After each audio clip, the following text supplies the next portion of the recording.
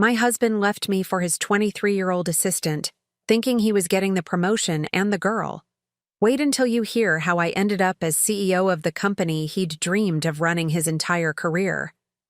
I still remember every detail of that Tuesday morning when my world split in half. The autumn rain was drumming against the windows of our downtown Seattle office, casting rippling shadows across the mahogany conference table where I'd just finished presenting our quarterly marketing projections. 22 years I'd worked at Meridian Technologies. 22 years of climbing from junior analyst to senior vice president of strategic development. Before we jump back in, tell us where you're tuning in from, and if this story touches you, make sure you're subscribed, because tomorrow I've saved something extra special for you. 22 years of believing that hard work, loyalty, and genuine partnership would eventually pay off. My name is Amara Richardson, and until that devastating Tuesday, I thought I had it all figured out.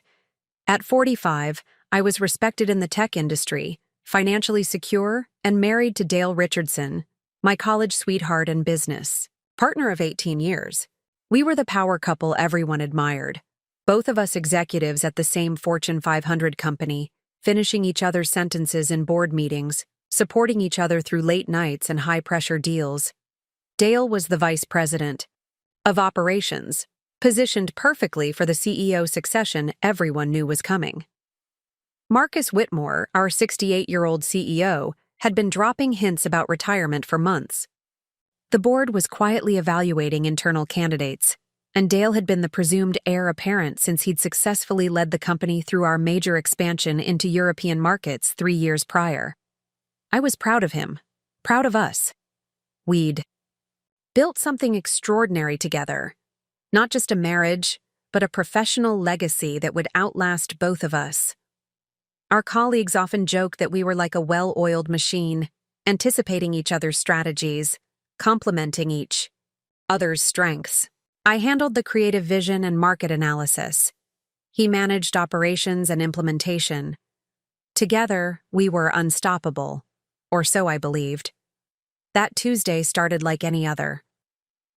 Dale had left early for his usual 6 a.m. workout, kissing my forehead, as I pretended to still be asleep. We'd driven to work separately. I had an early client breakfast. He had a leadership team meeting. Normal. Routine. The kind of comfortable predictability that comes with decades of shared life. The first crack in my perfect world appeared during my 10 a.m. coffee break. I was scrolling through emails when Jenny Martinez from HR approached my corner office, her usually cheerful demeanor replaced by something I couldn't quite read. Jenny and I had been friends for years. She'd been a bridesmaid at my wedding, had celebrated every promotion with me, knew all my favorite coffee orders. "Amara, can we talk privately?" she asked, closing my office door behind her. The careful way she spoke, the way she avoided eye contact, sent an immediate chill down my spine. "Of course. What's wrong? You look like someone died." Jenny sat down, heavily in the chair across from my desk, her hands clasped tightly in her lap. "I don't know how to say this, so I'm just going to say it. There are rumors circulating about Dale and Sophia." Sophia Blake. 23 years old, hired 8 months ago as Dale's executive assistant fresh out of graduate school. Brilliant. Ambitious and admittedly beautiful in that effortless way that made other women both envious and protective. I'd actually recommended her for the position after being impressed by her interview and credentials. She had an MBA from Stanford, spoke 3 languages, and had the kind of sharp analytical mind that reminded me of myself at that age. "What kind of rumors?" I asked, though something deep in my stomach was already twisting into knots. Jenny pulled out her phone, her fingers trembling slightly as she scrolled. "Someone saw them at Chez Laurent last Friday night. The Friday you were in Portland for the Henderson account presentation. Chez Laurent, the intimate French restaurant where Dale had taken me for our anniversary just 6 months earlier. Where he'd told me he loved watching me negotiate deals because I was terrifyingly brilliant and utterly beautiful at the same time. Jenny, that could be anything. Maybe they were discussing work or Amara. She turned her phone toward me, and my world tilted off its axis. The photo was grainy, clearly taken from across the restaurant by someone's cell phone, but unmistakable. Dale, leaning across a candlelit table, his hand covering Sophia's. She was wearing the red dress I'd complimented her on earlier that week. He was wearing the tie I'd bought him for his birthday. They weren't looking at documents or laptops. They were looking at each other the way Dale used to look at me. The way I thought he still looked at me. "There are more," Jenny said quietly, swiping to show me additional photos. Dale's hand on Sophia's lower back as they left the restaurant. The two of them walking to his car. Our car, the BMW we'd chosen together last Christmas. A kiss that looked nothing like a professional goodbye. I stared at the images, my brain struggling to process what I was seeing. This was Dale. My Dale. The man who'd held my hair when I had food poisoning during our honeymoon. Who'd stayed up all night helping me prepare for my first board presentation.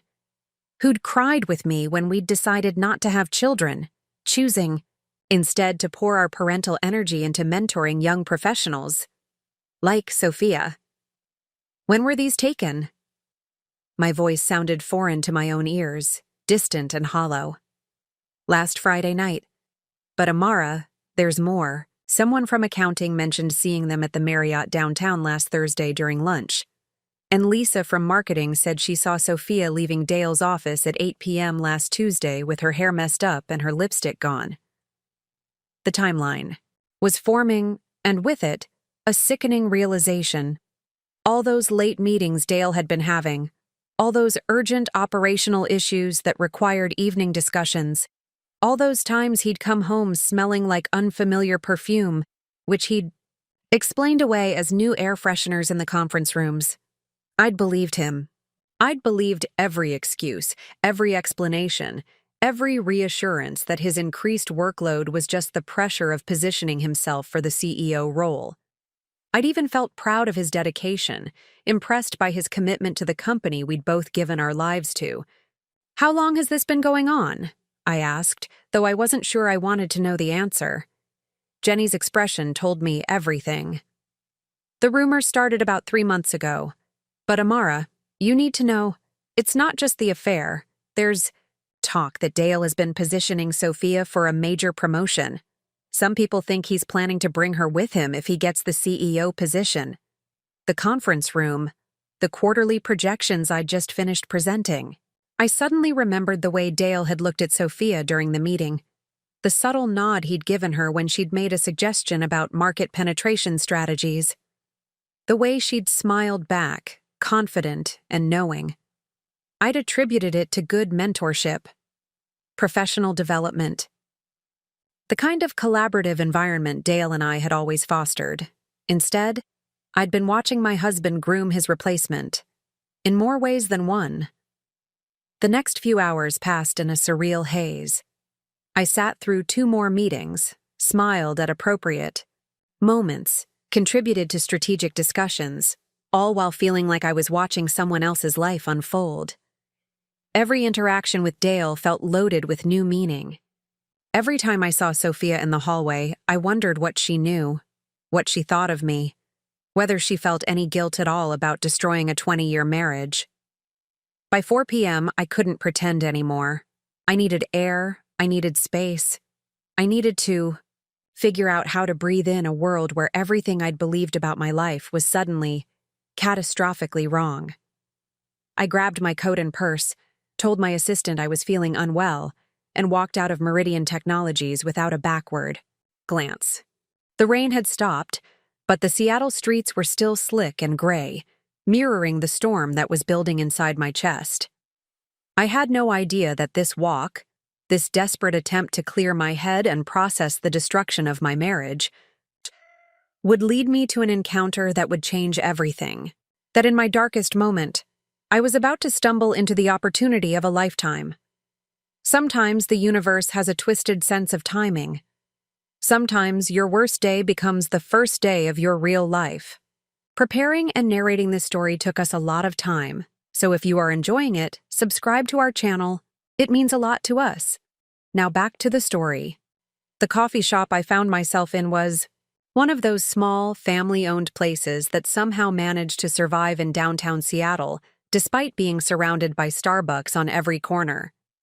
The Grindhouse had been my sanctuary during the early days at Meridian, back when I was just another ambitious 20-something trying to prove herself in a male-dominated industry. The owner, Mrs. Patterson, still remembered how I liked my coffee, dark roast, 2 sugars, no cream. Sitting in the corner booth where I'd once studied for my MBA exams, I tried to piece together how I'd gotten here. How the woman who'd once been featured on the cover of Business Weekly as one of Seattle's rising stars was now staring at photos of her husband cheating with someone young enough to be our daughter. I hadn't always been a Mara Richardson, successful executive and corporate power player. 25 years ago, I was a Mara Santos, the first person in my family to graduate college. My parents, Miguel and Carmen Santos, had immigrated from the Philippines when I was 3 years old. My father worked 2 jobs, days at Boeing's manufacturing plant, evenings cleaning office buildings downtown. My mother took in sewing and watched neighbors' children to help make ends meet. They'd sacrificed everything so I could have opportunities they'd never dreamed of. When I received my scholarship to the University of Washington, my mother cried for 3 days straight. Not from sadness, but from pure, overwhelming pride. "Mija," she'd whispered, holding my acceptance letter like it was made of gold. "You're going to change our family's story." And I had. By 25, I had my MBA and a junior analyst position at Meridian Technologies. By 30, I was managing my own accounts. By 35, I was heading up entire strategic initiatives. I'd bought my parents a house, paid off their debts, and sent my younger brother Bobby through engineering school. I'd achieved everything I'd dreamed of and more. Meeting Dale during graduate school had felt like destiny. He was from a different world, 3rd-generation American, family money, prep school background, but he saw past the differences. He loved my drive, my hunger, my refusal to accept limitations. I loved his steady confidence, his natural leadership abilities, and the way he made me feel like I belonged in rooms where I was often the only woman, the only person of color, the only one whose parents didn't speak English as their first language. We complemented each other perfectly. Dale had the connections and the inherent credibility that came with his background. I had the innovative thinking and relentless work ethic that came from knowing what it meant to have nothing. Together, we climbed the corporate ladder not as competitors, but as partners. Our colleagues at Meridian often marveled at our dynamic. In board meetings, we functioned like a well-choreographed dance. Dale would present the operational framework, I'd outline the strategic vision, and together we'd field questions with the kind of synchronized precision that made deals close and projects succeed. Marcus Whitmore himself had once commented that hiring us was like getting 2 executives for the price of 2, but with the productivity of 4. The early years of our marriage were a whirlwind of late nights, ambitious projects, and shared victories. We celebrated each other's promotions with the same enthusiasm most couples reserved for anniversaries. When I landed the Henderson account, worth $50 million annually, Dale took me to Paris for a long weekend. When he successfully negotiated the European expansion that saved the company $30 million in operating costs, I surprised him with tickets to the World Series. We'd chosen not to have children after years of careful consideration. It wasn't that we didn't want them exactly. It was more that we'd poured all our parental energy into our careers, into mentoring younger colleagues, into building something larger than ourselves. Meridian Technologies became our baby, our legacy, our shared purpose. Or so I'd believed. Looking back now, I could see the signs I'd missed, the gradual shift in our dynamic over the past year. Dale had started making decisions without consulting me, presenting strategies in meetings that we hadn't discussed at home. He'd begun spending more time with Marcus Whitmore, positioning himself as the sole successor rather than part of our partnership. I'd attributed it to the natural evolution of his role as VP of Operations. His responsibilities had expanded. His visibility with the board had increased, and everyone knew he was being groomed for the top position. I'd been proud of his advancement, secure in my own career trajectory, confident that his success was our success. The irony was devastating. I'd spent months encouraging Dale to pursue the CEO position more aggressively. I'd helped him prepare for crucial presentations, coached him through difficult board meetings, even suggested he take on higher-profile projects that would showcase his leadership capabilities. I'd been his biggest champion, his strategic advisor, his unwavering supporter, all while he was building a completely different future with Sophia Blake. Mrs. Patterson approached my table with a concerned expression, carrying a fresh cup of coffee I hadn't ordered. "You look like you've seen a ghost, dear. Everything all right?" I managed a weak smile. "Just work stress, Mrs. Patterson. Nothing a good cup of coffee can't help." She patted my shoulder gently. "You know, I've been watching you come in here for over 20 years. I've seen you celebrate promotions, survive layoff scares, and work through more all-nighters than any person should. But I've never seen you look quite like this." Her kindness almost broke me. This woman had witnessed my entire professional journey, had provided caffeine and encouragement through countless challenges, had become an unexpected fixture in my success story. She'd never met Dale. He preferred the more upscale coffee shops near the financial district, but she'd heard about him in my updates over the years. "Sometimes life surprises you," I said quietly. "Not always in good ways." Mrs. Patterson nodded knowingly. "My Harold cheated on me back in '78. Thought my world was ending. Turned out to be the beginning of the best chapter of my life. Sometimes, the universe has to push us off one path before we can find the right one." I stared at her, struck by the simple wisdom of her words. Here I was, devastated by what felt like the end of everything, and she was suggesting it might be a beginning. My phone buzzed with a text from Dale. "Working late again tonight. Don't wait up." The casual lie, sent while I sat here knowing the truth, sparked something inside me. Not just anger, but a kind of clarity I hadn't felt in years. For too long, I'd defined myself in terms of our partnership, our shared goals, our combined success. I'd forgotten who Amara Santos had been before she became half of a power couple.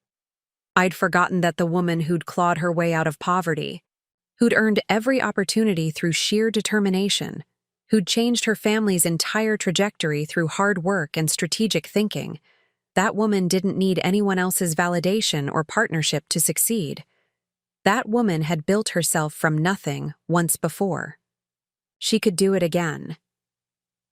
As I sat in that familiar coffee shop, surrounded by the aroma of fresh beans and the quiet hum of other people's conversations, I began to remember who I'd been before Dale, before the marriage, before I'd started measuring my worth through someone else's achievements.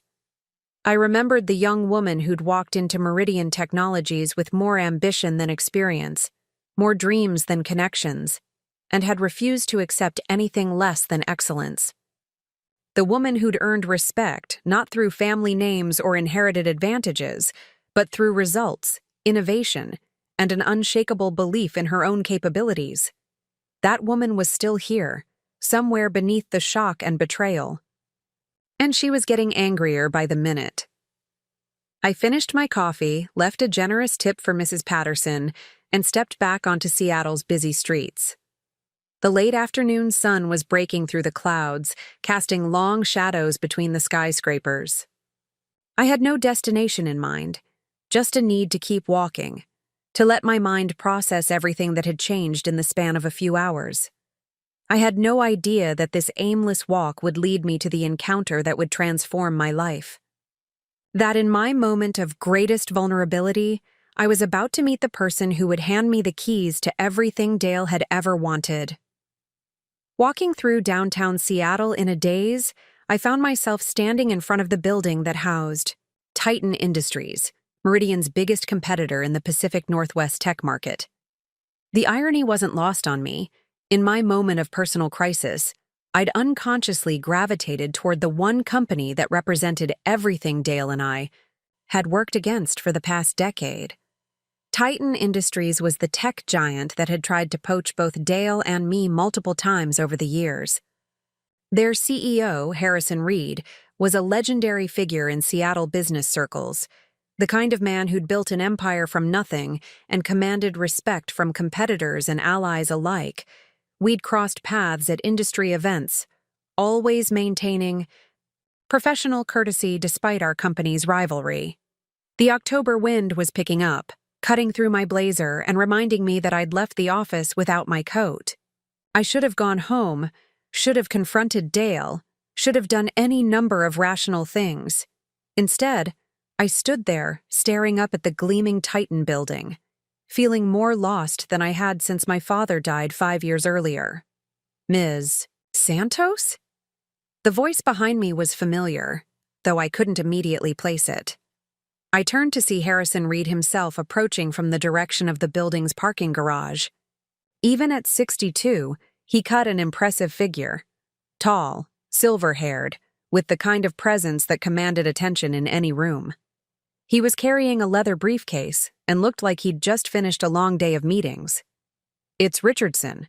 "Now," I corrected automatically, then felt a stab of pain at my own words. Was it still Richardson? Would it be much longer? Harrison's keen eyes took in my disheveled appearance, the way I was standing aimlessly on the sidewalk, the obvious distress I was trying to hide. "Are you all right? You look like you've had quite a day." I almost laughed at the understatement. "You could say that." I gestured vaguely at his building. "I was just thinking. Sometimes you need to walk somewhere that makes you see things differently." He nodded thoughtfully. "I do my best thinking on these streets, too. 25 years I've been walking these blocks, working through problems, making decisions that shaped everything." He paused, studying my face. "Would you like to get some coffee? There's a place around the corner that actually has decent espresso, not the burnt offering most places try to pass off." Every rational part of my brain screamed that this was a terrible idea. Harrison Reed was the competition, the enemy, the man who'd spent years trying to steal Meridian's market share and top talent. Having coffee with him would be professional suicide if Dale found out, but Dale was with Sophia. Dale had been lying to me for months. Dale had made his choices, and maybe it was time I started making mine. "Coffee sounds perfect," I heard myself say.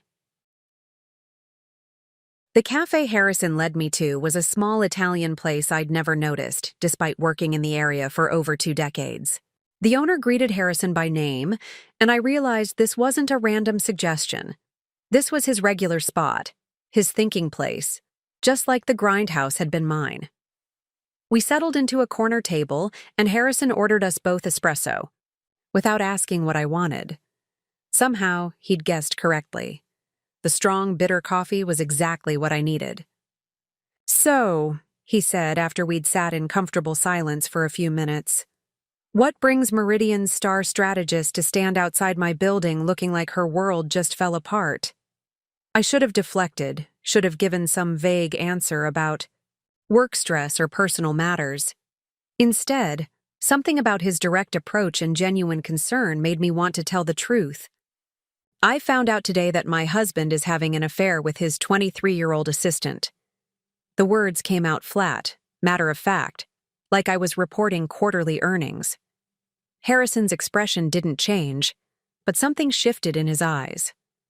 "Dale Richardson," he said quietly. It wasn't a question, you know? "I know a lot of things about my competitors, Amara.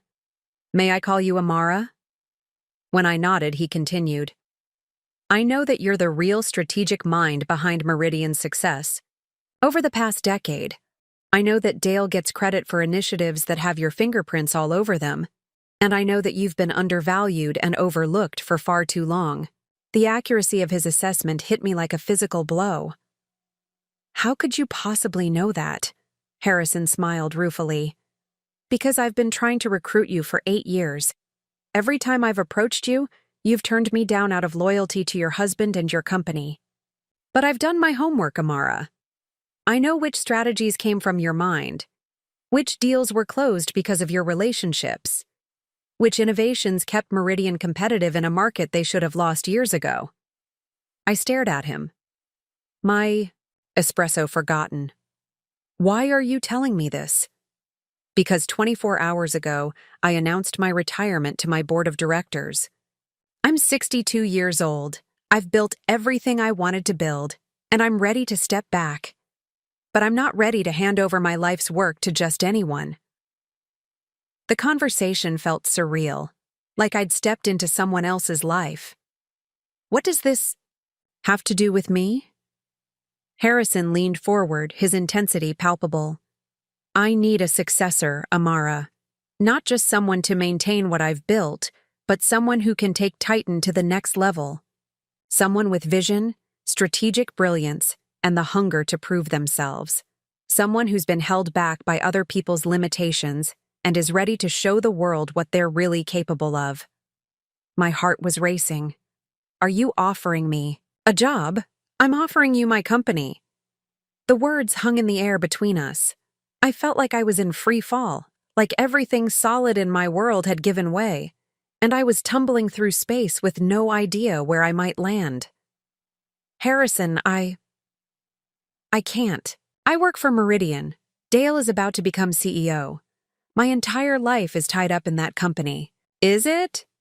His question was gentle but pointed. Tell me, when Dale becomes CEO, what happens to you? Do you think he'll promote the wife he's betraying? Do you think Sophia Blake is going to be content being just his assistant when she could be his strategic partner in both business and pleasure? The truth of his words hit me like ice water. I'd been so focused on the personal betrayal that I hadn't fully considered the professional implications. Dale wasn't just replacing me in his bed. He was positioning to replace me in the boardroom too. The board meeting is next week, Harrison continued. They're announcing the succession plan. I've been told Dale Richardson is the presumptive choice, with significant changes expected in the strategic development department. Changes? My voice was barely a whisper. New leadership, younger perspectives, a fresh approach to market penetration. He didn't need to spell it out. They were going to push me out. I sat back in my chair, the full scope of my situation finally becoming clear. Dale hadn't just been having an affair. He'd been systematically removing me from the equation, both personally and professionally. While I'd been supporting his advancement, he'd been orchestrating my departure. I need to think, I said weakly. Harrison reached into his briefcase and pulled out a business card, writing something on the back. This is my private number. The board meets Thursday morning to finalize my succession plan. If you're interested in discussing this further, call me before then. He stood to leave, then paused. Amara, I've spent my entire career studying what makes people successful. You have something that can't be taught, can't be faked, and can't be replaced. Don't let anyone convince you that you're not capable of extraordinary things. As he walked away, I stared at the business card in my hands. On the front was his standard contact information. On the back, he'd written, Sometimes the best revenge is massive success. HR. I sat in that small Italian cafe for another hour, watching the Seattle business district transition from day to evening, watching people hurry past the windows toward their normal lives while mine lay in ruins around me. But for the first time since Jenny had shown me those devastating photos, I wasn't just thinking about what I'd lost. I was thinking about what I might gain. The woman who'd built herself from nothing was still here, still strong, still capable of extraordinary things. Maybe it was time to remind the world, and myself, of exactly what Amara Santos could accomplish when she stopped limiting herself to someone else's vision of her future. My phone buzzed with another text from Dale. "Dinner meeting running late. Go ahead and eat without me." I looked at the message, then at Harrison's business card, then back at the message. For the first time in 20 years of marriage, I didn't feel hurt by Dale's absence. I felt liberated by it. The universe, it seemed, had a twisted sense of timing. But maybe Mrs. Patterson had been right. Maybe sometimes you had to be pushed off one path before you could find the right one. I slipped Harrison's card into my purse and stepped back into the Seattle evening, no longer aimless, no longer lost.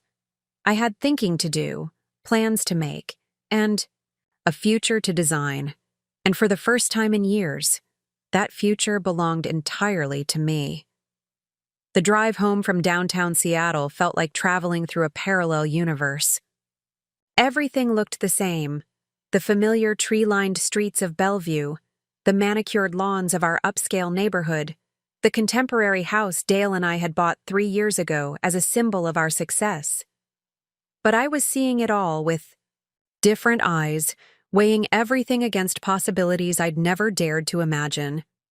Our house sat on a quiet cul-de-sac, all clean lines and floor-to-ceiling windows that Dale had insisted on because they made the place look executive level.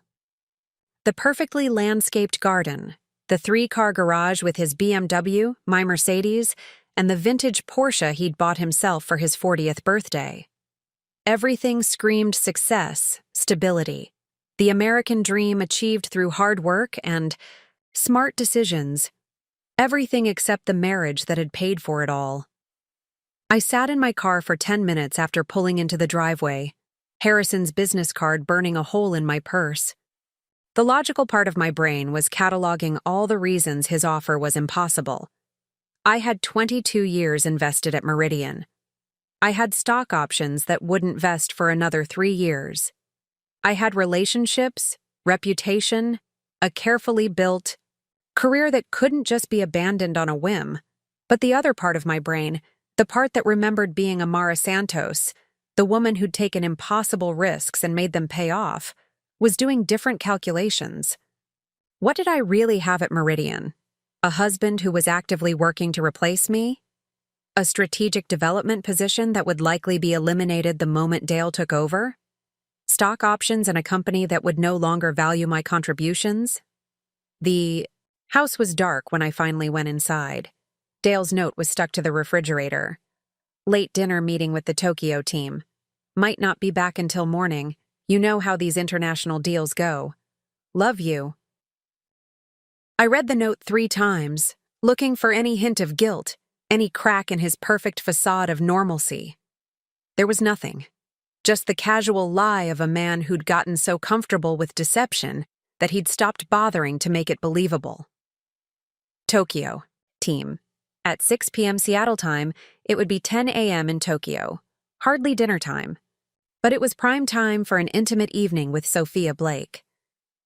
I walked through our house, really seeing it for the first time in months.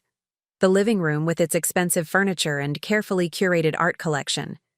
The kitchen where we'd hosted dinner parties for Meridian colleagues, celebrating deals and promotions and shared victories. The home office where we'd worked side by side on countless presentations, our laptops open on the large oak desk, strategizing our way through complex negotiations. Everything was a lie. Or rather, everything had been real once, but I'd been living in the past while Dale built a different future. I poured myself a glass of wine, the good Cabernet we'd been saving for a special occasion, and sat at our kitchen island with Harrison's business card. The weight of the decision before me was overwhelming. Taking over Titan Industries wouldn't just be a career move, it would be a complete transformation of my life. It would mean leaving everything familiar, everything safe, everything I'd built, with Dale. It would also mean betting everything on myself. My phone rang, interrupting my thoughts. Bobby's name flashed on the screen. "Hey, sis." My brother's voice was warm with affection. "How's the corporate world treating you?" Bobby was the only person who still called me by my maiden name sometimes. The only one who remembered Amara Santos, before she became part of the Richardson power couple. At 38, he was a successful structural engineer with his own firm, married to his college sweetheart Angela, father to 2 beautiful daughters who called me Tita Amara and filled my life with joy whenever I visited. "It's been an interesting day," I said, not sure how much I was ready to share. Uh-oh. That tone usually means either you landed a huge deal or something went very wrong. Which is it? I found myself telling him everything. About the photos, about Dale's betrayal, about Harrison's impossible offer. Bobby listened without interrupting, occasionally making sympathetic sounds or muttering curses in Tagalog that would have made our mother scold him. Jesus, Amara. I never liked that guy, but I never thought he'd be stupid enough to cheat on you. You never liked Dale? This was news to me. Bobby was quiet for a moment. He was always dismissive. At family gatherings, he'd find ways to steer conversations away from your achievements and toward his own. Remember when you closed that Henderson deal? At Mom and Dad's anniversary party, he spent the whole night talking about his European expansion project instead of celebrating your success. I did remember. I'd attributed it to Dale's excitement about his own work, but now I saw it differently. He'd been systematically minimizing my accomplishments, even in front of my own family. But that's not the important part, Bobby continued. The important part is this Harrison Reed guy. You said he's been trying to recruit you for 8 years? On and off. I always turned him down. Because of Dale. Because of loyalty. Because I thought we were building something together. Amara, listen to me. You're the smartest person I know. You're also the most capable person I know. But you've spent so long being half of a couple that you've forgotten what you're capable of on your own. His words hit harder than Harrison's offer had. Bobby was right. I'd become comfortable in the role of strategic partner, content to share credit and recognition, happy to be part of something bigger than myself. But I'd forgotten that I'd been something impressive all on my own before Dale ever came into the picture. What if I fail? The question escaped before I could stop it. What if you don't? Bobby shot back. Amara, you remember what Papa used to say? Ang hindi marunong lumingon sa pinanggalingan ay hindi makararating sa paroroonan. Those who do not know how to look back at where they came from will never get to their destination. Our father's favorite proverb. I'd heard it countless times growing up, usually when one of us was complaining about hard work or taking shortcuts. Papa had lived by those words, never forgetting that his success in America was built on the sacrifices of everyone who came before him. You know where you came from, sis. You know what you're capable of. Maybe it's time to remember. After we hung up, I sat in the silence of my perfect house, thinking about sacrifice and commitment. If I took Harrison's offer, I'd be walking, away from everything Dale and I had built together. But what we'd built was already gone, destroyed by his choices and his lies. The real question was, what was I willing to sacrifice to build something new? I opened my laptop and began researching everything I could find about Titan Industries. Their market position, their recent acquisitions, their corporate structure, their weaknesses and opportunities. If I was going to consider this seriously, I needed to understand exactly what Harrison was offering. The more I read, the more excited I became. Titan had solid fundamentals but lacked the innovative strategic vision that had made Meridian competitive. They were profitable but not growing, stable but not dynamic. With the right leadership, the right strategic initiatives, they could dominate the Pacific Northwest tech market within 5 years. I could see it clearly. The moves I'd make, the partnerships I'd forge, the talent I'd recruit. For the first time in months, I felt the familiar thrill of strategic thinking, the rush of seeing possibilities where others saw obstacles. By midnight, I'd filled a legal pad with notes and ideas. I'd researched Harrison's background, studied Titan's financials, and mapped out a preliminary vision for the company's future. I'd also made a list of everything I'd be giving up and everything I'd be gaining. The sacrifice column was long: my marriage, my position at Meridian, 22 years of professional relationships, the security of the known. The commitment column was longer: complete ownership of my career, unlimited potential for growth, the chance to prove what I could accomplish when nobody else got the credit. At 1 a.m., Dale's key turned in the front door. I closed my laptop and slipped Harrison's business card back into my purse. Dale appeared in the kitchen doorway, loosening his tie, his hair slightly mussed in a way that confirmed exactly where he'd been. "You're up late," he said, moving to the refrigerator without looking at me directly. "Couldn't sleep. How was your dinner meeting?" "Productive. Tokyo deals are always complicated." The lie came so easily that I wondered how long he'd been practicing it. I watched him pour himself a glass of milk, the picture of domestic normalcy, and felt nothing. No anger, no hurt, no disappointment. Just a cold clarity that told me I'd already made my decision. "I'm going to bed," I said, standing up. "I'll be up in a few minutes," he replied, but we both knew that was another lie. As I climbed the stairs to our bedroom, I thought about commitment. Dale had committed to a different future, one that didn't include me. Now it was time for me to make a commitment of my own. Tomorrow, I would call Harrison Reed. Tomorrow, I would bet everything on the woman I'd forgotten I could be. Tonight, I would sleep better than I had in months. The next morning, I woke up before my alarm for the first time in months. Dale was already gone, another early workout, according to the note he'd left on his pillow, but I suspected his fitness routine had more to do with Sophia's schedule than his health goals. The thought should have hurt, but instead it felt like confirmation that I was making the right choice. I made coffee in our pristine kitchen, the same routine I'd followed for years, but everything felt different.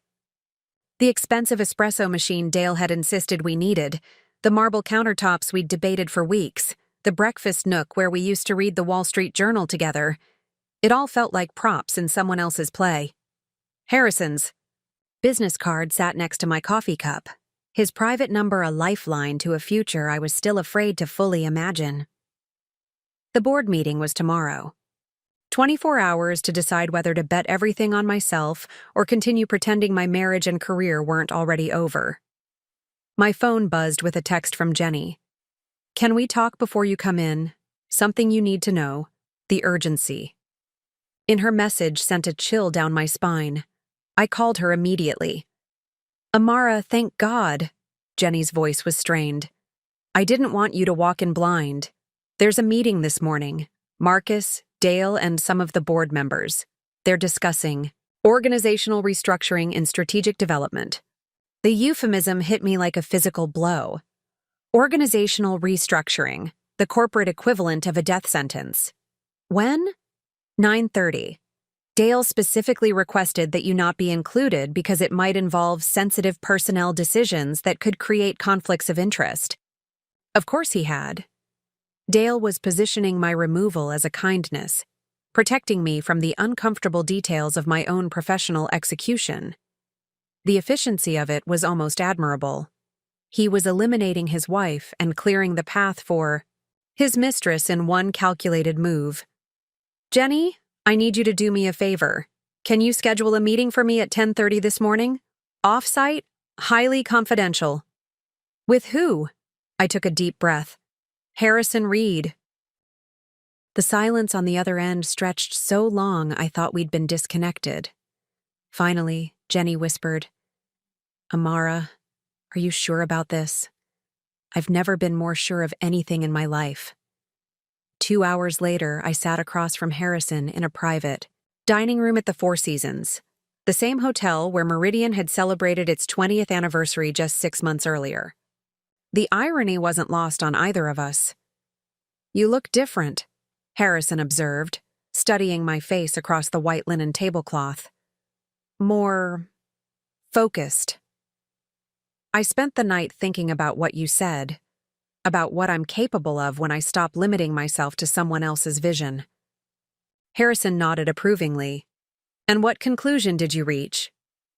That I've been undervaluing myself for years, that I've been so comfortable being part of a partnership that I forgot what I could accomplish on my own.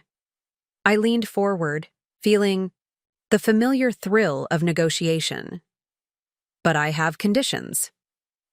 I'd be disappointed if you didn't.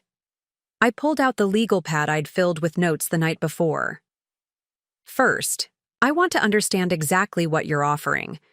Complete control of operations? Strategic decision-making authority? Or am I just going to be another highly paid employee with a fancy title? Harrison smiled. You're talking about buying the company, Amara, not just running it. Buying it. The words hit me like an electric shock. I don't have that kind of capital. You don't need it. I've structured this as a leveraged buyout with performance-based payments. You put up a small initial investment, within your means, and the company pays for itself through improved performance. If you can grow Titan's revenue by 30% over 3 years, you own it outright. If not, I maintain controlling interest, but you still earn significant equity. My mind raced through the implications. This wasn't just a job offer. It was a chance to own my own destiny completely. No board of directors to answer to, no husband to share credit with, no glass ceiling to bump against. Second condition, I continued, trying to keep my voice steady. I want to bring key people with me.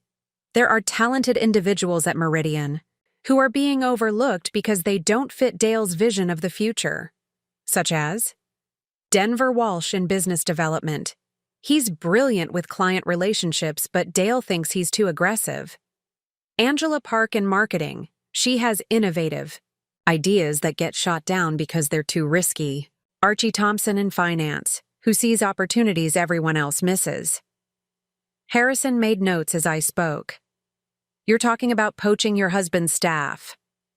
I'm talking about giving talented people opportunities they'll never get at Meridian, especially once Dale brings in his own team, which presumably includes Ms. Blake. The directness of his question caught me off guard, but I appreciated it. Sophia will likely be promoted to a strategic role she's not qualified for. Dale has been positioning her for months, giving her credit for work she didn't do, including her in meetings above her level. And how do you know she's not qualified? I pulled out my phone and showed him several emails. Because I've been watching her work for 8 months. She's smart, ambitious, and excellent at managing up, but she lacks the depth of experience for strategic decision-making. These are proposals she submitted that I quietly corrected before they went to clients. Harrison reviewed the emails, his expression growing more serious. This is extensive work. I've been covering for her mistakes without realizing it. I thought I was mentoring a promising young professional. I was actually protecting Dale's mistress from the consequences of her incompetence. The admission stung, but it also clarified something important. I hadn't just been betrayed personally. I'd been manipulated professionally, tricked into enabling my own replacement with someone who couldn't actually do the job. Third condition, I said, putting my phone away.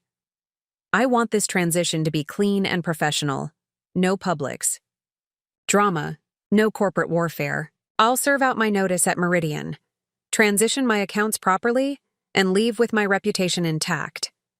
Even though they're planning to fire you, especially because they're planning to fire me, taking the high road will make their behavior look even worse by comparison.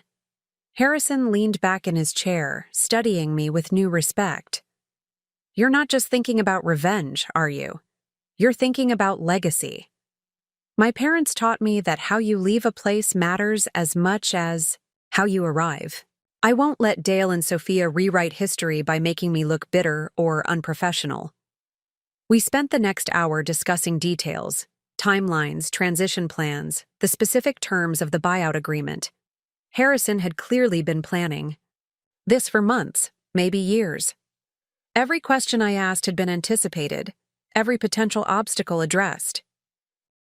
One final question, I said as we prepared to leave. Why me? You could hire any number of experienced CEOs. Why take a chance on someone who's never run a company? Harrison's answer was immediate. Because you're hungry. Because you have something to prove. Because you've been held back by other people's limitations for so long that you're ready to explode with potential. He paused. And because the best leaders aren't the ones who've never failed. They're the ones who've been knocked down and gotten back up stronger. As I drove back to Meridian, my phone rang. Dale's name appeared on the screen. Hey, sweetheart. His voice was casual, unguarded. How's your morning going? The normalcy of his tone, the casual endearment, the complete absence of guilt. It was almost breathtaking in its audacity. Fine, I replied evenly. Productive meetings. You? Same. Listen, I might be late again tonight. The Tokyo situation is getting complicated. Another lie, delivered with the same ease as asking about the weather. Of course, I said. I understand. But I didn't understand. I didn't understand how someone could destroy a 20-year marriage with such casual indifference. I didn't understand how he could look at me every morning and pretend we still had a future together. I didn't understand how I'd been blind to this side of him for so long. What I did understand was that I was done trying to understand. Done making excuses, done enabling his deception, done limiting my own potential to preserve a relationship that existed only in my imagination. As I pulled into the Meridian parking garage, I saw Dale's BMW in his reserved spot. Sophia's Honda was parked 3 spaces away, close enough for convenience, far enough to maintain plausible deniability. The sight should have triggered anger or hurt. Instead, it triggered determination. Tonight, I would call Harrison and accept his offer. Tomorrow, after Dale's board meeting eliminated my position, I would submit my resignation letter and begin the most important chapter of my professional life. But first, I had one more day of pretending everything was normal.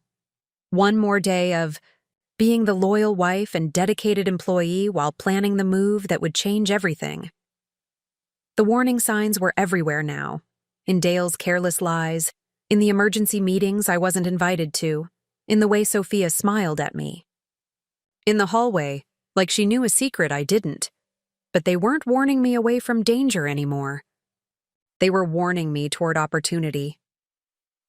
The morning of the board meeting arrived with unseasonable warmth for October in Seattle.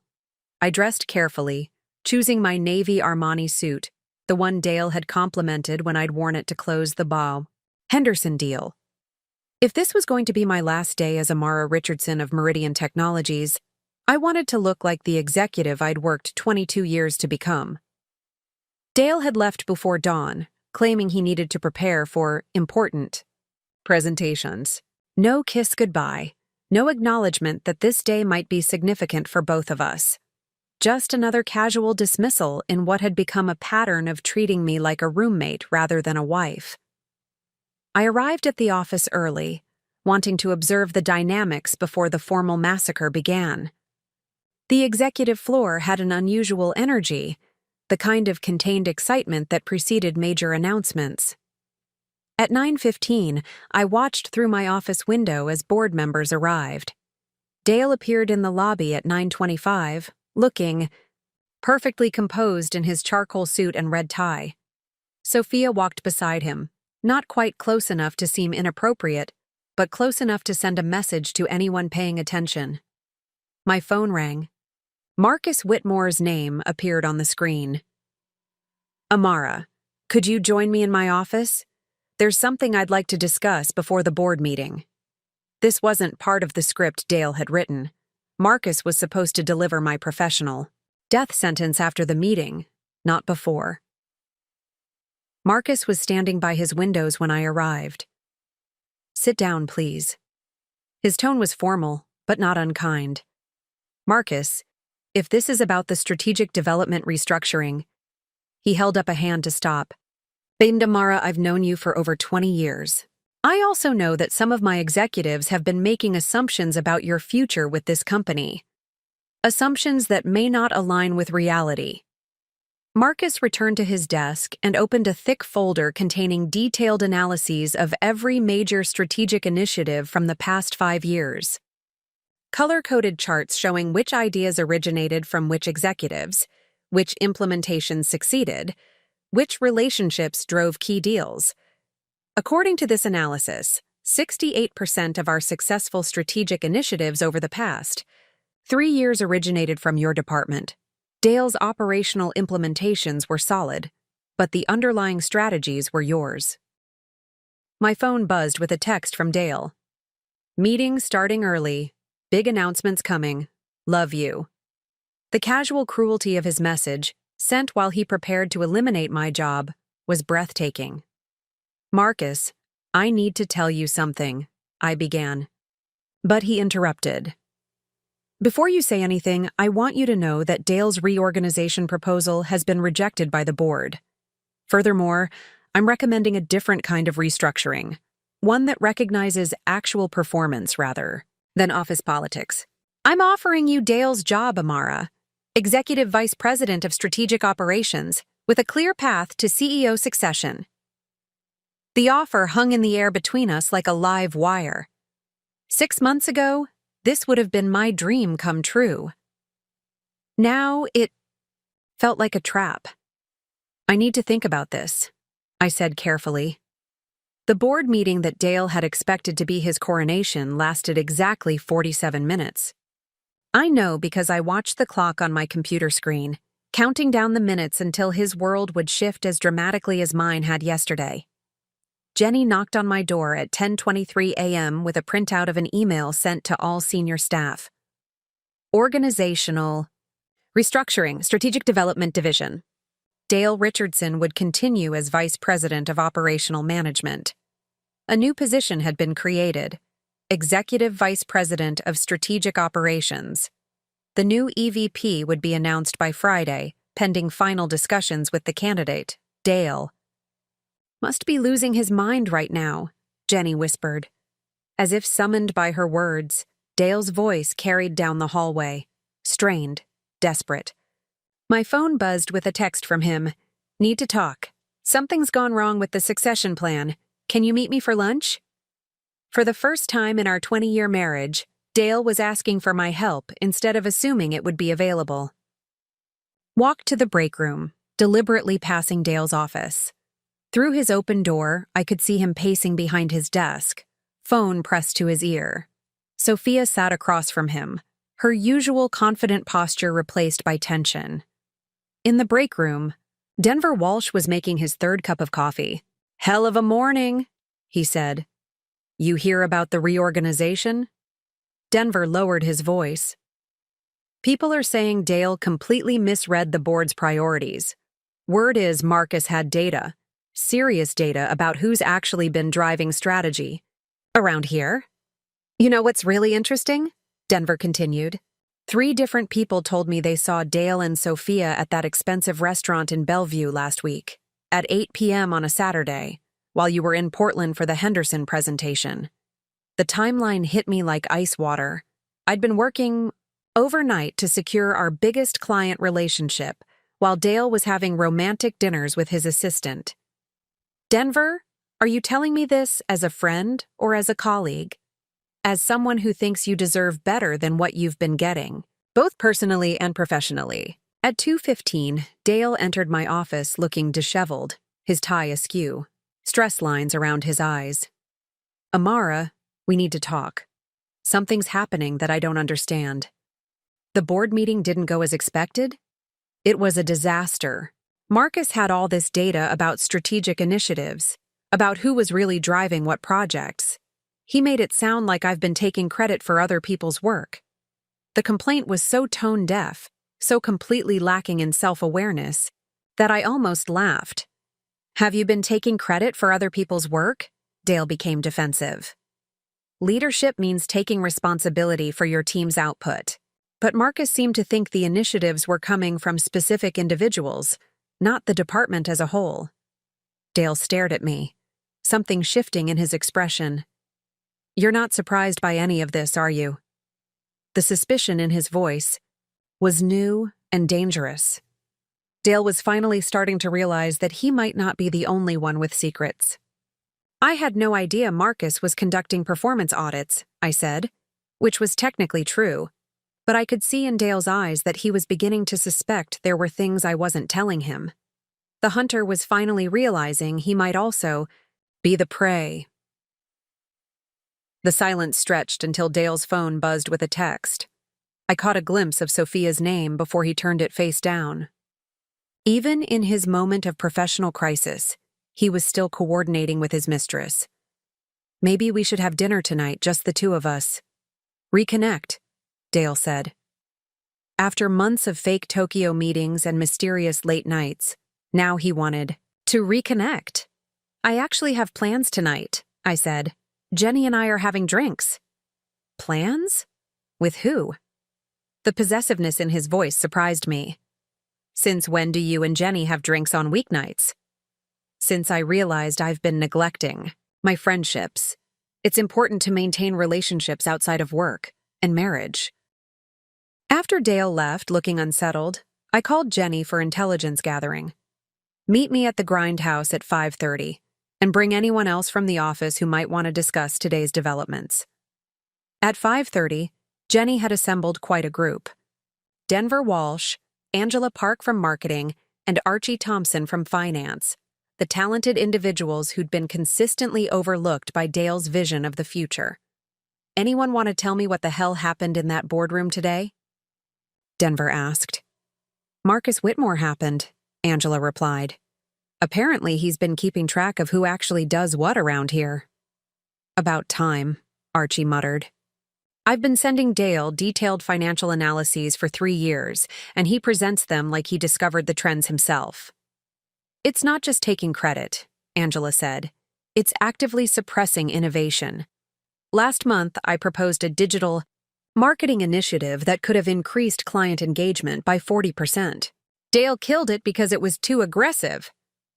He did the same thing to my customer retention analysis, Denver added. As I listened, I realized Dale hadn't just been betraying me personally. He'd been systematically stifling talent and innovation throughout the department. What if I told you there might be other opportunities available? I said carefully. The kind where talent gets recognized, innovation gets rewarded, and people get to build something meaningful instead of watching their ideas get stolen. Denver sat back. You're talking about Harrison Reed, aren't you? The conversation that followed was unlike any I'd had in my 22 years at Meridian. These weren't just colleagues complaining, they were strategic thinkers ready to break free. Angela pulled me aside as we prepared to leave. Dale approached me last week about joining his inner circle when he became CEO. But what I was really thinking was that his vision looked a lot like other people's work with his name on it. He made the same pitch to me, Denver added. Translation: do the work so he could take the credit. My phone rang as I drove home. Harrison Reed's name appeared on the screen. Good evening, Amara. Word travels fast in our industry. I heard Marcus Whitmore made some interesting organizational announcements today. Along with their teams? I asked when he mentioned recruiting talented executives. Especially along with their teams. If you decide to accept my offer, I'd want you to bring the people who share your vision.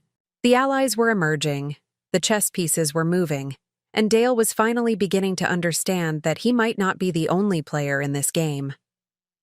The breakfast meeting with Harrison took place at a small bistro in Bellevue, far enough from downtown Seattle to avoid any chance encounters with Meridian colleagues. I arrived early, my mind still processing the revelations from the previous evening's gathering at the grindhouse. Harrison was already seated at a corner table reading what appeared to be a detailed financial report. He looked up as I approached, his expression serious but satisfied. You look like someone who's had a productive evening, he observed, standing to greet me. You could say that. I'm beginning to understand the scope of what we're dealing with. We'd ordered coffee and settled into our conversation. Harrison opened his briefcase and pulled out a thick folder. Before we discuss your decision, I want to show you something that might influence your thinking. He slid the folder across the table. This is what Marcus Whitmore's audit revealed about Meridian's Strategic Development Department. I opened the folder to find detailed charts and graphs that went far beyond what Marcus had shown me in his office.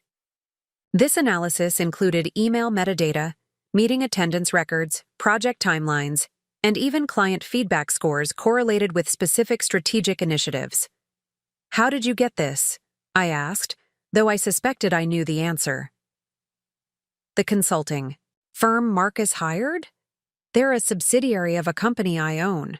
When they conduct competitive intelligence assessments, I sometimes receive supplementary reports." The implications were staggering. Harrison hadn't just been watching Meridian from the outside. He'd been conducting his own corporate espionage operation, documenting the performance patterns that would eventually help him recruit the talent he wanted.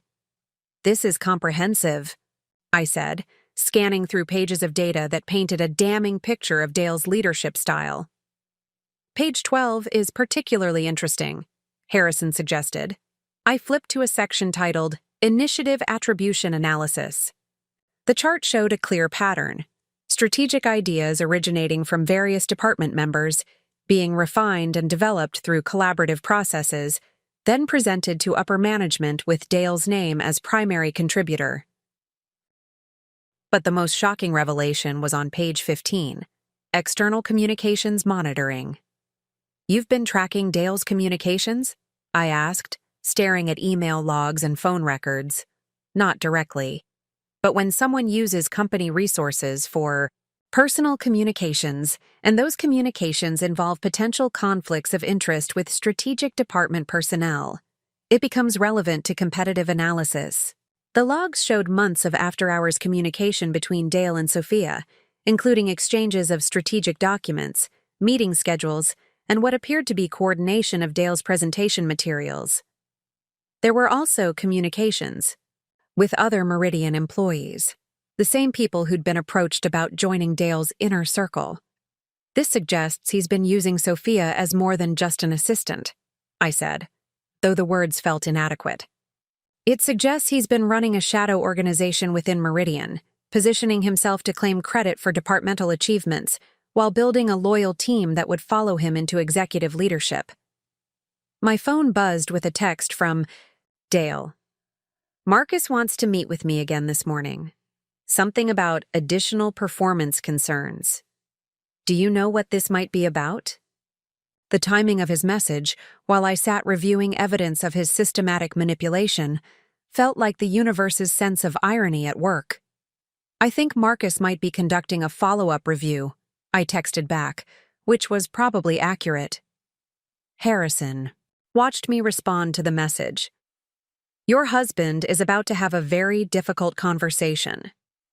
"What do you mean?" "Marcus received his own copy of this analysis yesterday evening. He's discovering that his initial assessment was conservative. The scope of creative attribution in his strategic development department is more extensive than he realized." I thought about Dale's worried expression when he'd come home the previous night, his animated phone conversation, his growing suspicion that forces were moving beyond his control. "Harrison, I need to ask you something directly. Are you orchestrating Dale's downfall, or are you simply documenting it?" His answer was immediate and unflinching. "I'm documenting the natural consequences of poor leadership and unethical behavior. Dale Richardson created this situation through his own choices. I'm simply ensuring that talented people don't get buried in the rubble when his foundation collapses." The POW. Waiter refilled our coffee cups and Harrison continued. "The question now is whether you want to stay and watch Meridian implode under the weight of Dale's mismanagement, or whether you want to help build something new with people who share your values." "What about my marriage?" Harrison's expression softened slightly.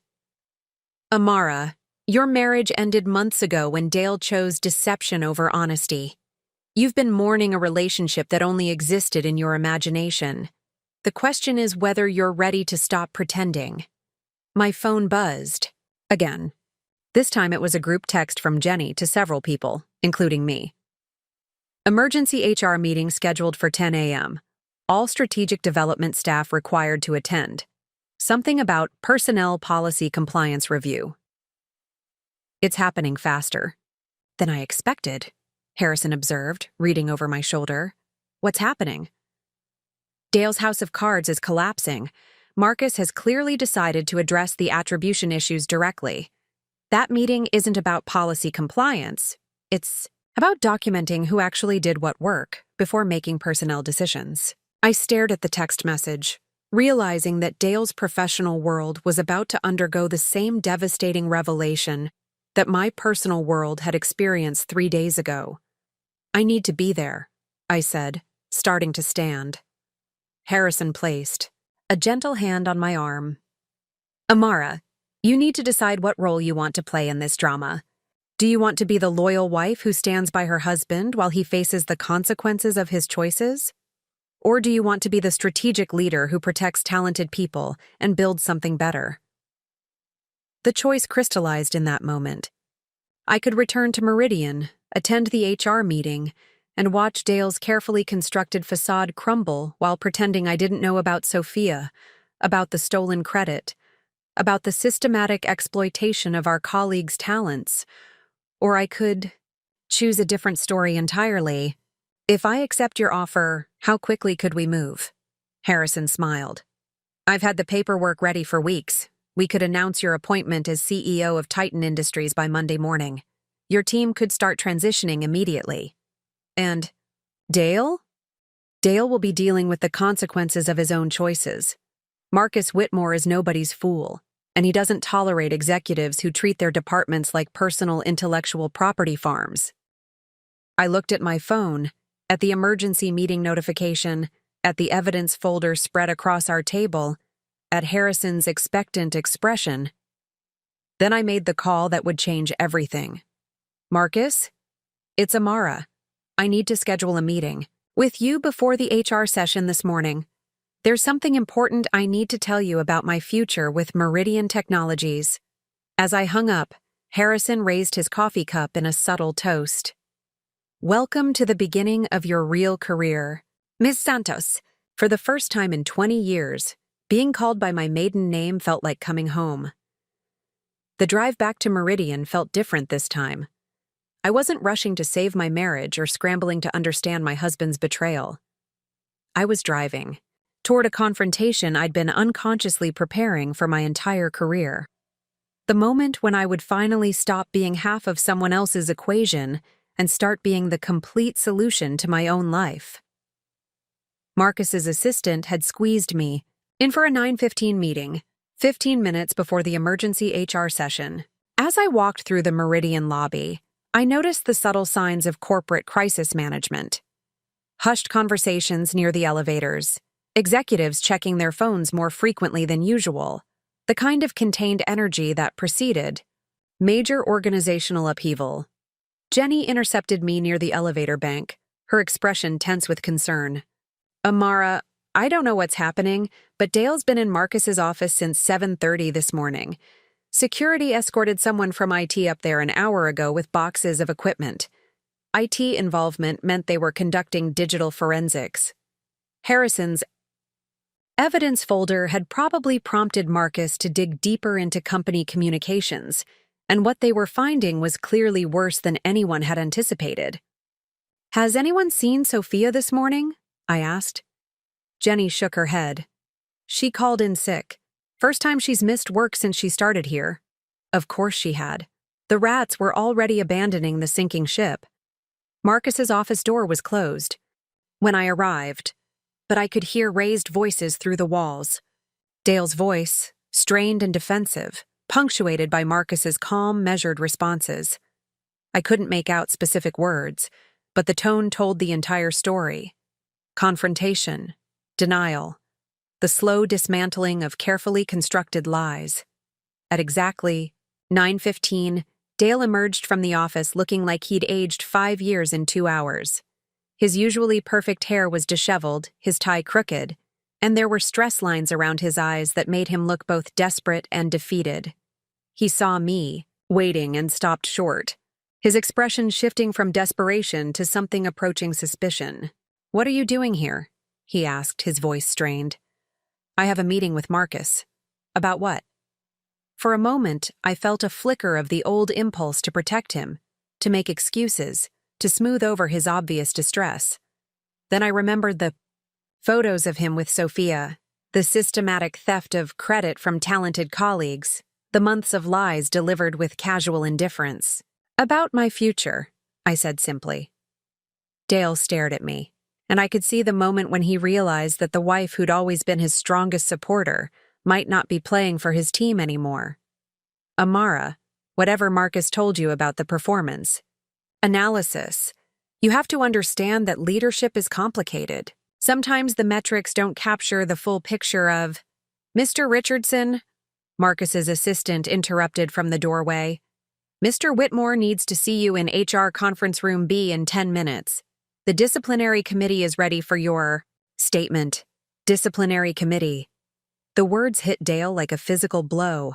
This wasn't just about reorganization anymore. This was about potential termination, about the systematic dismantling of his professional reputation. We'll talk later, he said to me, but it sounded more like a plea than a promise. I watched him walk toward the elevator, his confident stride replaced by the uncertain gait of someone whose world was collapsing in real time. Ms. Santos, Marcus called from his office doorway. Please come in. The formality of using my maiden name felt deliberate, significant. Inside his office, I noticed the boxes of printed documents, the laptop computers, the evidence of a thorough investigation into Dale's department. Thank you for coming in early, Marcus said, settling behind his desk. I assume you know why I wanted to speak with you privately. I imagine it has something to do with the performance audit results. Marcus nodded grimly. The results were worse than I initially shared with you. What we discovered yesterday was just the tip of the iceberg. When we conducted a full digital forensics review of departmental communications, we found evidence of systematic intellectual property theft, misappropriation of company resources, and what can only be described as a conspiracy to defraud both the company and individual contributors of proper attribution. He opened one of the evidence boxes and pulled out a thick stack of printed emails. These communications between your husband and Ms. Blake span 8 months. They show detailed coordination of presentation materials, strategic document sharing, and planning for what they called post-succession restructuring, essentially a plan to eliminate contributors whose work they'd been claiming as their own. I felt sick reading the subject lines: Henderson Strategy Revision, Final Version, Q3 Projections, Your Input Incorporated, Marketing Initiative Cleanup, Ready for Board Presentation. They were editing other people's work and presenting it as collaborative development, Marcus continued. But the original files, the email chains, the meeting notes, they all show the same pattern. Ideas originated from department staff, were refined by you, then claimed and presented by Dale with Sophia listed as a co-contributor. Co-contributor, I repeated, the words tasting bitter. She was being positioned as a strategic partner. More than that. These emails suggest they were planning to present her as the primary innovation driver for the department, once Dale became CEO. Your work, Angela's work, Denver's work, Archie's work, all of it was going to be attributed to her. Fresh perspective and strategic thinking. The scope of the betrayal was breathtaking. Dale hadn't just been having an affair. He'd been planning to rewrite the entire history of our department's success, casting himself as the visionary leader and Sophia as the brilliant young strategist who'd revolutionized our approach. There's more, Marcus said, pulling out another folder.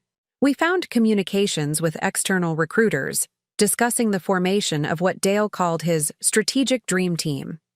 He was planning to bring key staff members to his new role, but the position descriptions show their ideas being repackaged as company intellectual property developed under his and Sophia's leadership. I thought about Angela's digital marketing initiative, Denver's customer retention analysis, Archie's forecasting model, all the innovations that had been suppressed or stolen, all the talent that had been systematically undermined. Marcus, I need to tell you something, I began, but he held up a hand. Before you say anything, I want you to know that I'm recommending immediate termination for Dale and Ms. Blake, pending a full legal review of potential intellectual property theft.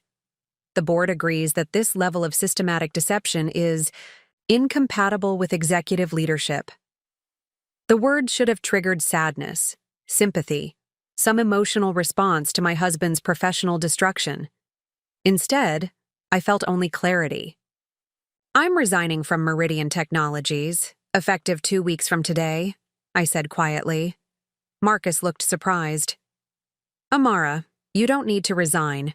I told you yesterday that we want to promote you, to recognize your actual contributions. You'd be taking over Dale's responsibilities and more. I appreciate that, Marcus, more than you know. But I've realized that I need to build something new, not fix something that's been fundamentally compromised. I thought about Harrison's offer, about the team we could assemble, about the chance to create a company culture based on actual merit rather than political manipulation. I understand, Marcus said after a long pause, and I respect your decision. You've handled this situation with more grace than most people would under similar circumstances. As I prepared to leave his office, Marcus added quietly, For what it's worth, Amara, your husband never deserved you, either personally or professionally.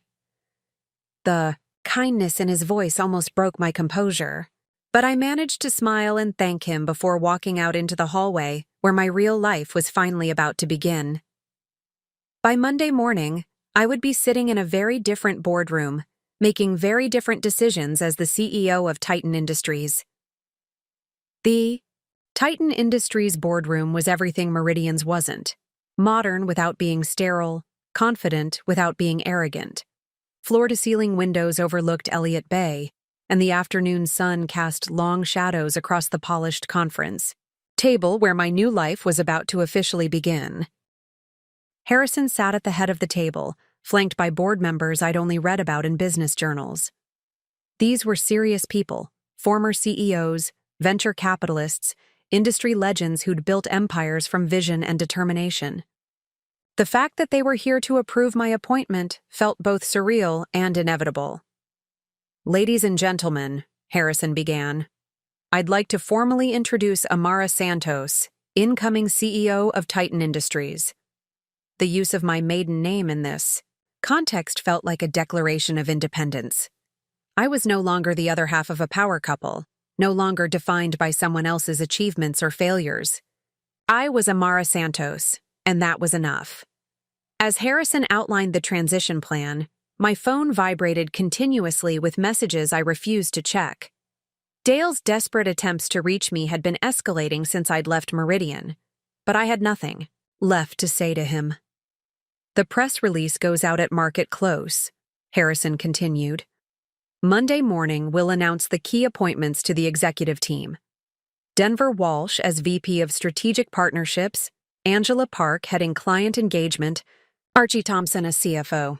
Hearing their names in this context, finally being recognized for their actual talents instead of being exploited for Dale's advancement, felt like justice served at exactly the right temperature.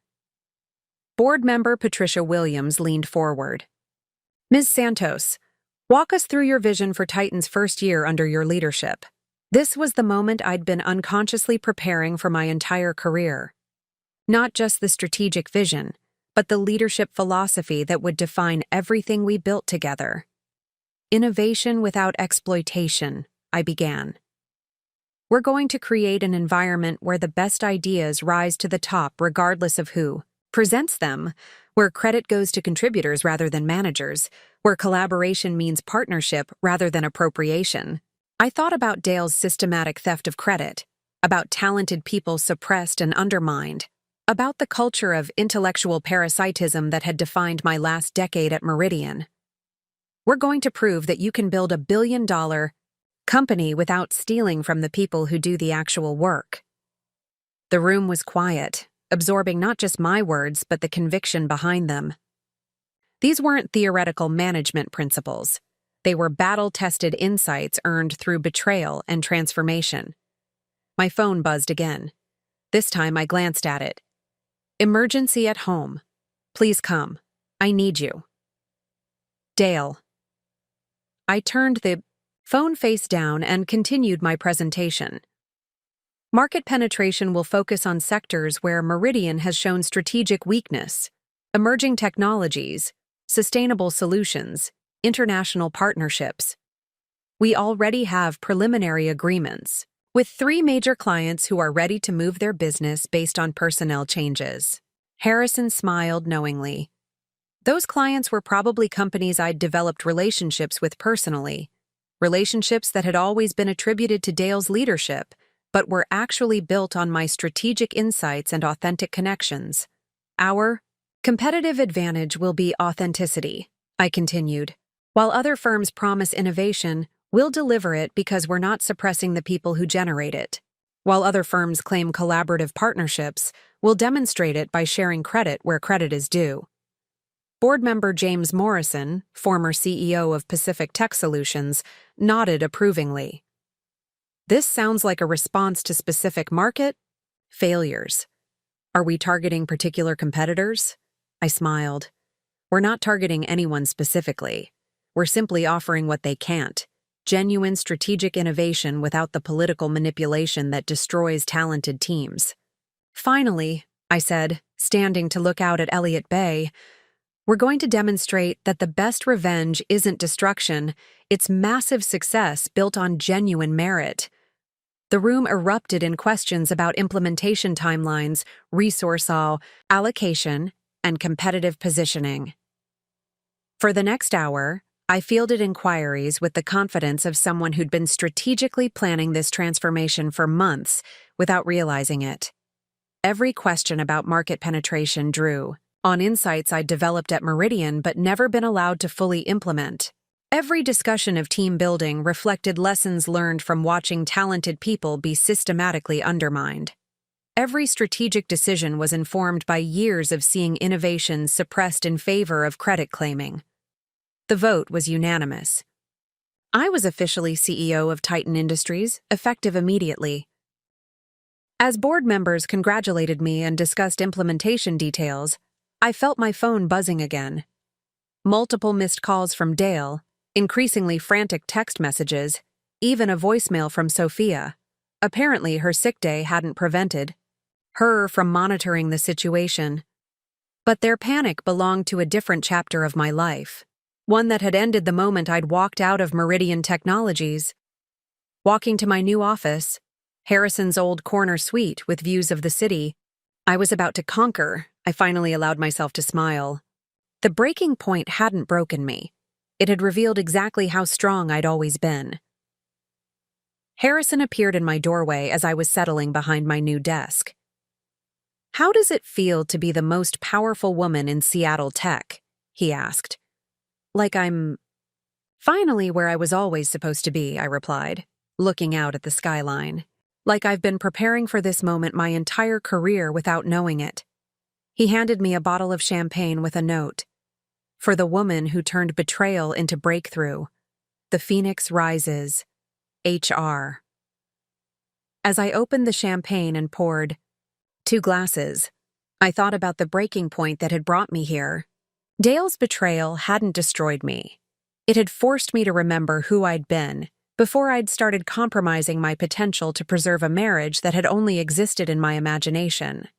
The breaking point had been the moment I stopped being afraid of what I might lose and started getting excited about what I might gain. Dale had thought he was discarding me for an upgrade. Instead, he'd given me permission to become everything I'd been holding back to preserve a relationship built on lies. The Phoenix wasn't just rising from the ashes. She was about to set the entire industry on fire. My new office felt like stepping into a parallel universe where I was finally the protagonist of my own story. Harrison had left everything pristine: the executive desk, the leather chairs, even a bottle of champagne with a note, for the woman who was always meant to lead. HR. I was reviewing Titan's quarterly reports when my assistant knocked. Ms. Santos, you have visitors. Denver, Angela, and Archie stood in my doorway, their expressions a mixture of excitement and disbelief. They'd clearly come straight from Meridian, Denver still wearing his visitor's badge, Angela clutching a box of personal items, Archie looking like he'd just escaped from prison. "Is this real?" Angela asked, stepping into the office. "Are we really doing this?" "As real as Dale's termination," I replied, gesturing for them to sit, "which, according to my sources, became official about an hour ago." Archie whistled low. 22 years at that company, and he destroyed it all in 8 months. He destroyed it all the moment he chose personal ambition over professional integrity, I corrected. "We're just the ones who finally documented it properly." I opened my laptop and pulled up the organizational chart I'd been developing. "This is what we're building. Denver Strategic Partnerships. You'll have full authority to pursue the aggressive client relationships Dale blocked. Angela, client engagement and innovation. Every digital marketing initiative you've been developing gets implemented immediately. Archie, CFO with complete financial oversight. No more having your forecasting models stolen and rebranded." They studied the structure, and I could see the moment when it hit them. This wasn't just a new job. It was validation of everything they'd been capable of, but never allowed to pursue. "What about compensation?" Denver asked, ever the negotiator. I slid salary offers across the desk that made their eyes widen. Base salary, equity participation, and performance bonuses tied to company growth rather than department politics. When we succeed, we all succeed. "When do we start?" Angela asked, her marketing mind already spinning with possibilities. "Monday morning, but first, we need to handle the weekend." I pulled out my phone and showed them the 23 missed calls from Dale, the 17 text messages ranging from angry to desperate to pleading. He's going to try to sabotage this transition. He'll call clients, spread rumors, maybe even try legal challenges. We need to be prepared. Archie leaned forward. "What do you need us to do?" "Document everything. Every client relationship you've built, every project you've contributed to, every innovation that got buried under Dale's credit claiming. We're going to make it impossible for him to rewrite history." Angela was already taking notes. "I still have copies of all my original proposals, the ones Dale killed or modified beyond recognition." "Perfect. Denver, I need you to reach out to your key contacts before Dale tries to poison those relationships. Be honest about the transition.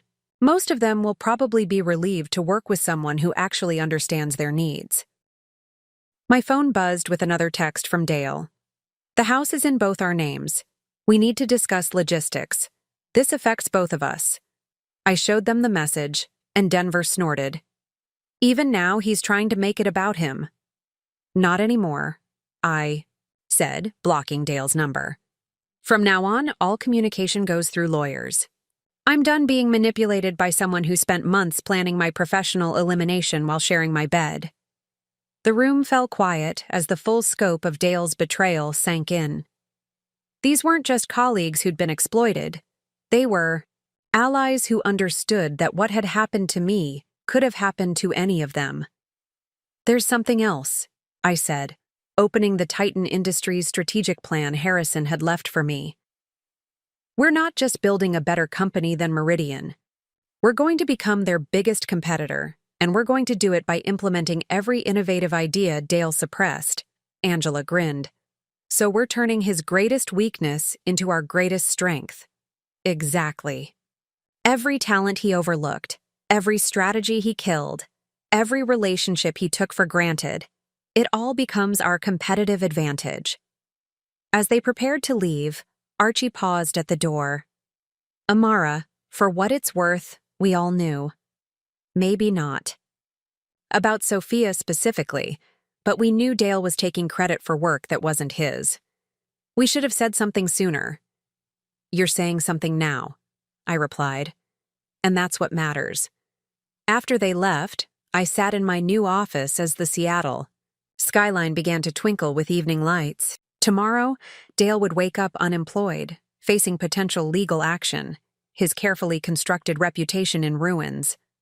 I would wake up as the CEO of his biggest competitor, surrounded by the talent he'd wasted, ready to implement the vision he'd been too small to see. Strategic planning had never felt so much like poetic justice. I should have known Dale wouldn't respect boundaries, even legal ones. At 7:47 p.m., I pulled into my driveway to find him sitting on our front steps, still wearing his rumpled suit from the disciplinary hearing, looking like a man who'd lost everything in a single day, which, technically, he had.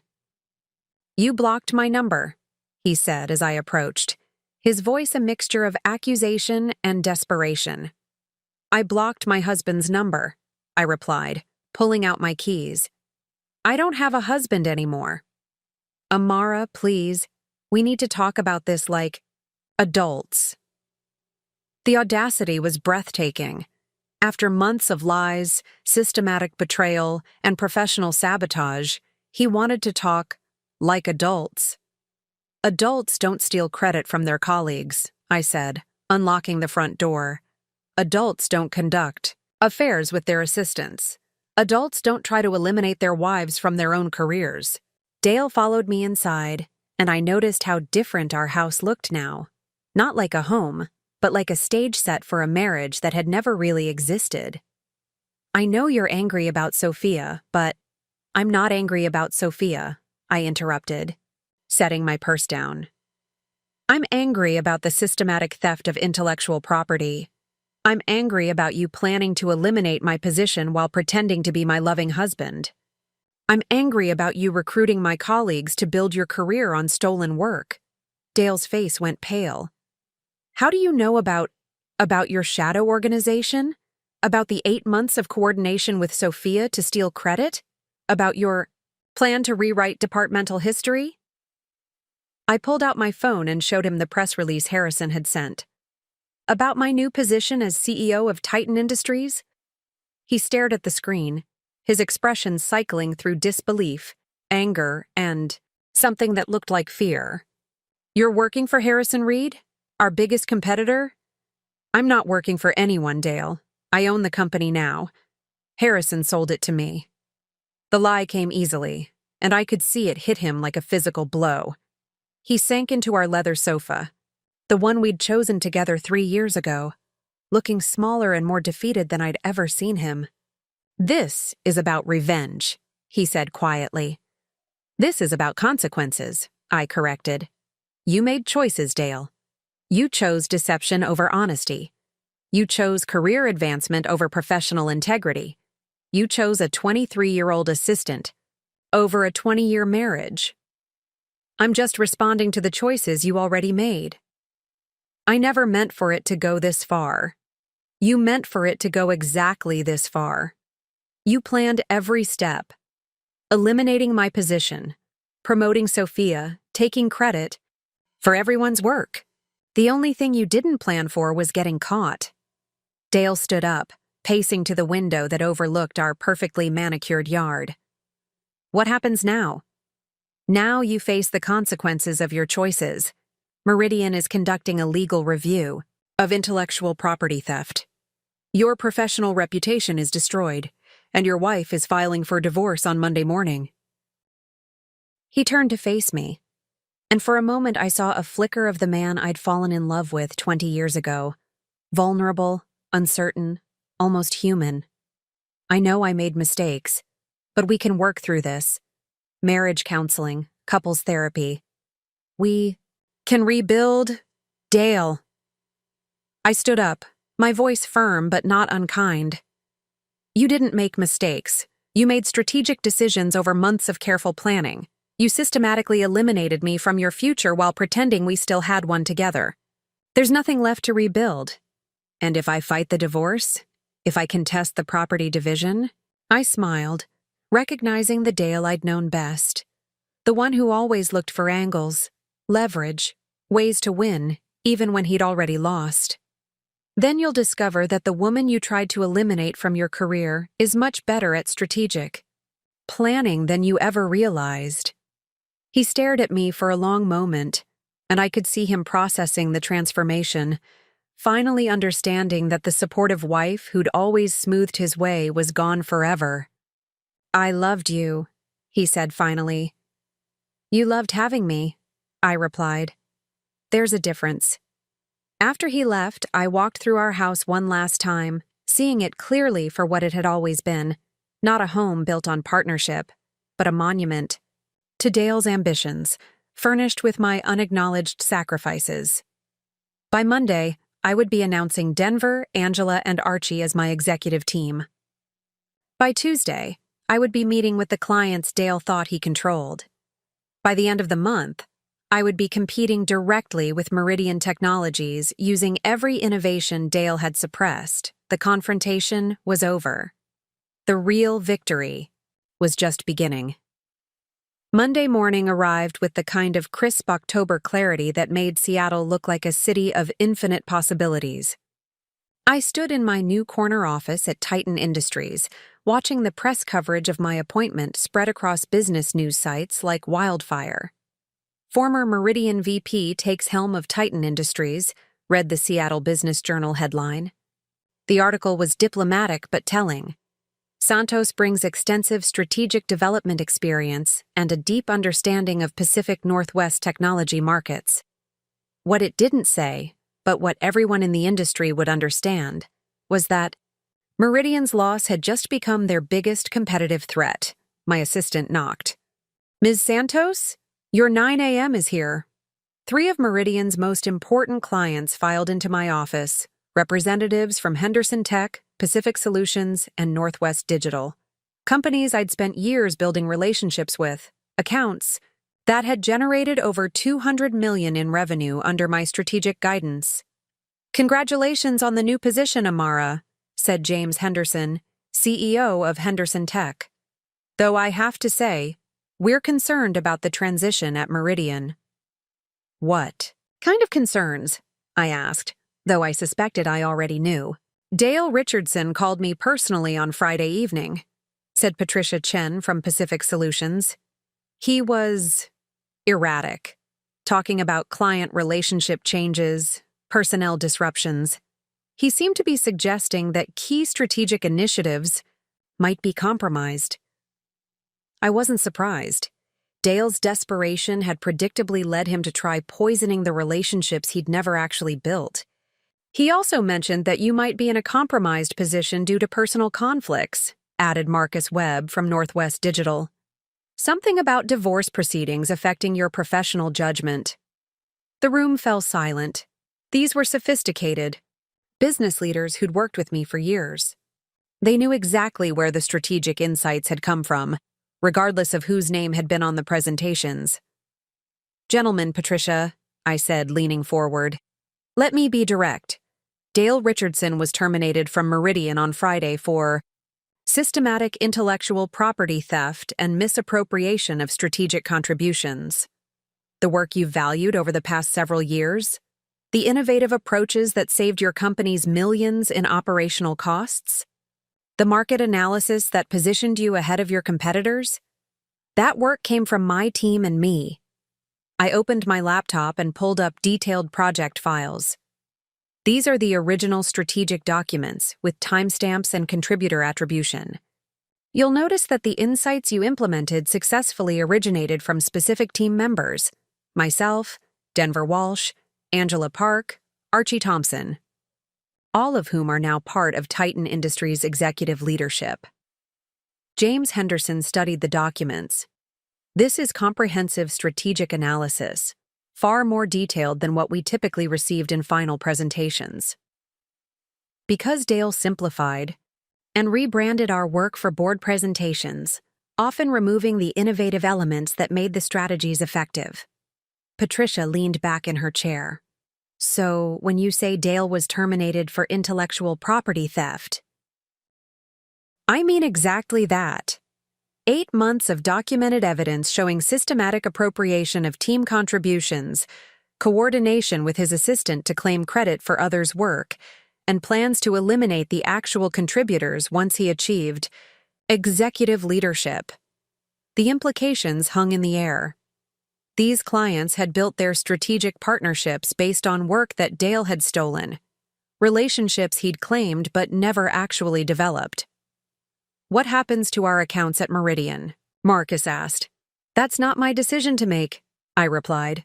"But I can tell you that the strategic team you've actually been working with, the people who developed the analysis, implemented the solutions, and delivered the results, we're all here at Titan now." James Henderson smiled. "And if we were to consider transitioning our strategic consulting relationship, you'd be working directly with the people who've been solving your problems all along, without the middleman who was claiming credit." By noon, all three companies had submitted formal requests to terminate their Meridian contracts and engage Titan Industries for strategic consulting. The transition would cost Meridian approximately $50 million in annual revenue. My phone buzzed, with a text from Jenny. "Dale cleaning out his office. Sophia nowhere to be seen. Marcus wants to discuss damage control for client relationships. Heard you might know something about that?" I smiled and typed back. "Just following the natural. Market response to authentic strategic partnerships. Give Marcus my regards." The afternoon brought more calls, other Meridian clients who'd heard about the executive changes and wanted to understand their options. Each conversation followed the same pattern: surprise about Dale's termination, relief about working directly with the strategic team they'd valued, and interest in continuing those relationships at Titan. By 5 p.m., we'd secured $75 million in new business from companies that had never actually been Dale's clients to begin with. Harrison appeared in my doorway, grinning like a man who just watched his greatest competitor implode in real time. "How does it feel to be the most successful CEO in Seattle on your first day?" he asked. "Like justice served at exactly the right temperature," I replied. The immediate consequences were clear. Dale's betrayal had backfired spectacularly. The stolen relationships were returning to their original source, and Titan Industries was about to become the fastest-growing strategic consulting firm in the Pacific Northwest, all because Dale Richardson had forgotten that you can't steal what was never yours to begin with.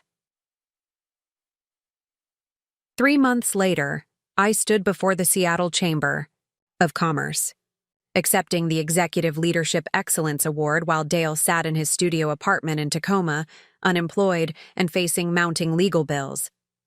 The transformation was complete, but the real satisfaction came from what we'd built, not what he'd lost. "When I started at Titan Industries," I said to the packed auditorium, "I made a promise that we would create an environment where innovation thrives without exploitation, where credit goes to contributors rather than managers, where collaboration means partnership rather than appropriation." The audience included several former Meridian employees who'd joined our growing team, clients who'd followed us from Dale's shadow into authentic partnerships, and competitors who were scrambling to understand how we'd captured 30% of the Pacific Northwest strategic consulting market in 90 days.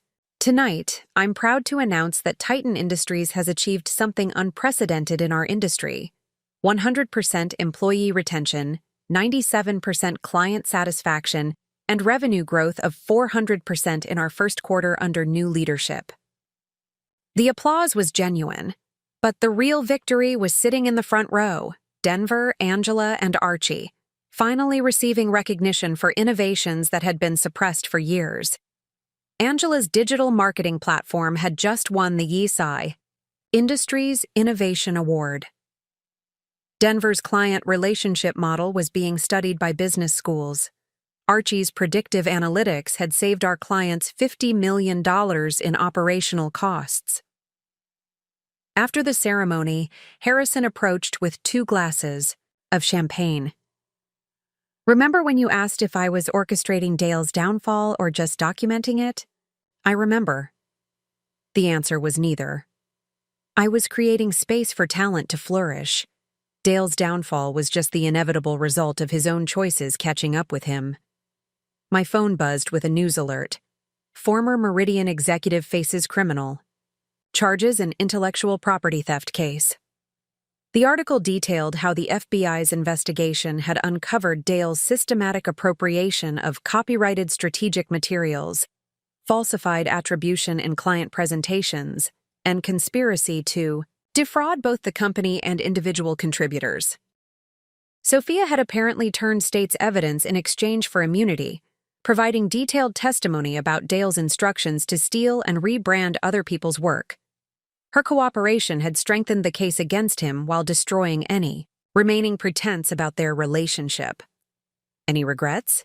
Harrison asked, noticing my expression as I read the news. "About Dale?" "No. He created this situation through months of deliberate choices. I'm just sorry it took so long for the consequences to catch up with him." What I didn't tell Harrison was that I'd received a letter from Dale the previous week, a rambling, self-pitying document that blamed everyone but himself for his situation. He'd somehow convinced himself that I'd orchestrated his downfall, that Harrison had manipulated events, that Sophia had betrayed him. Even facing criminal charges, he couldn't accept responsibility for his own actions. I'd thrown the letter away without finishing it. "There's something else," Harrison said, pulling out an official-looking document. "The Titan board met yesterday.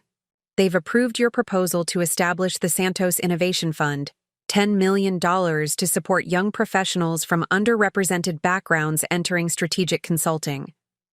The fund was my way of ensuring that other talented people wouldn't face the barriers I'd encountered, wouldn't have to choose between being authentic and being successful. The first scholarship recipient has already been selected," Harrison continued. "A young Filipino-American woman from the University of Washington, graduating summa cum laude with an MBA in strategic management. Reminds me of someone I used to know." I smiled, thinking about my parents, about the sacrifices they'd made so I could have opportunities they'd never dreamed of. The scholarship would be awarded in their memory, Miguel and Carmen Santos, who'd taught me that success meant lifting others as you climb.